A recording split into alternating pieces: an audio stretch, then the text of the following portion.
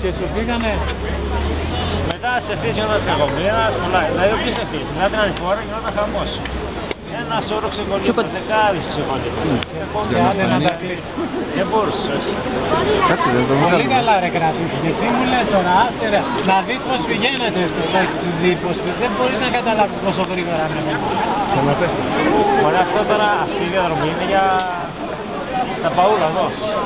Το σπιριτέρ αυτός. Δεν είναι η ανηφόρα, σου λέω έφευγε αέρας. Η πρώτη σοφή στην ανηφόρα, επειδή έχω...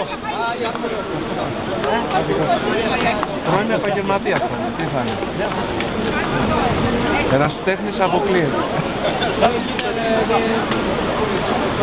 Πες μου ποιος είστε, πες μου ποιος είστε. Ο Ματίας ήρθε. Ο Κρύπελ. Ματίας, ο γνωστός. Θες πάω ρε πάνω. Ξέρετε πόσα τέτοια πήγα μέσα σε ξεκολλήματα. Ήμασταν στη Βιέννη και ήρθαμε. Πολύ καλά. Ναι. Ενώ Και λέω κάτσε να περάσουμε μια βόλτα. Και δεν έγινε ξεκόλλημα μεγάλο. Ο Μαυρίδης ήταν και πτήσεις. Ήταν πολύ ωριακά. Φαινόσουν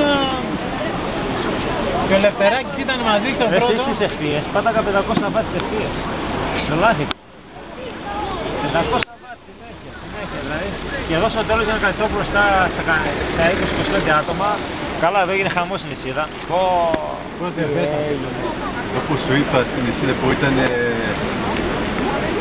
Για να μπορέσω να κρατηθώ στο γκρουπ αυτό τα 20 άτομα μπροστά, γιατί είμαστε πρέπει να είμαστε μεγάλο γκρουπ νομίζω.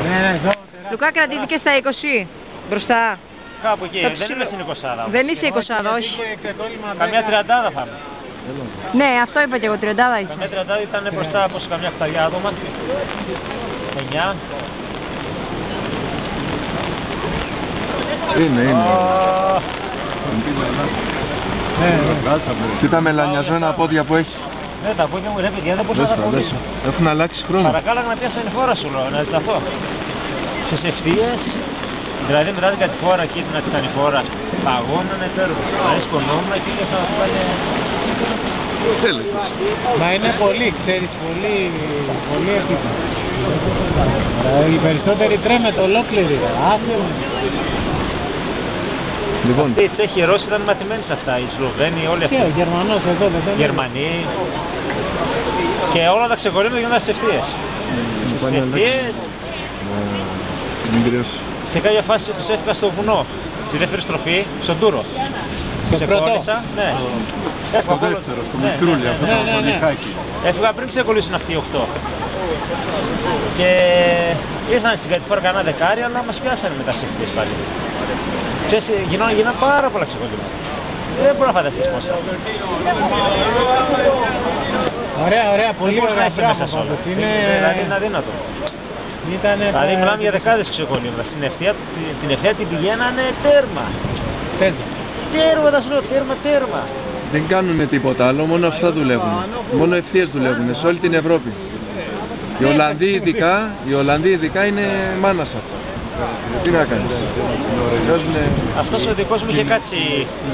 Μία έπαιρνα εγώ σε ξεκολλήματα, μία αυτός με έπαιρνα μαζί, αλλά δεν πιάνανε. Κάποια στιγμή τον είχα χάσει, ήταν πίσω. Για πολλή ώρα. Χώρια, εδώ να ξιάσει που δεν έβλεπα. Παιδιά δεν έβλεπα, ειδικά μες στο δάσος, με τα γυαλιά, γιατί όταν πήγα να βγάλω τα γυαλιά και μπαίνω νερά, δεν μπορούσα εκεί καθόλου.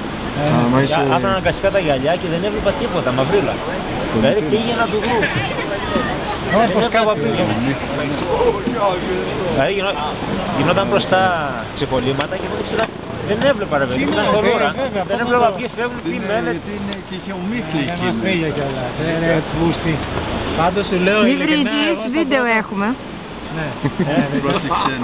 Θα κάνουμε μπιπ.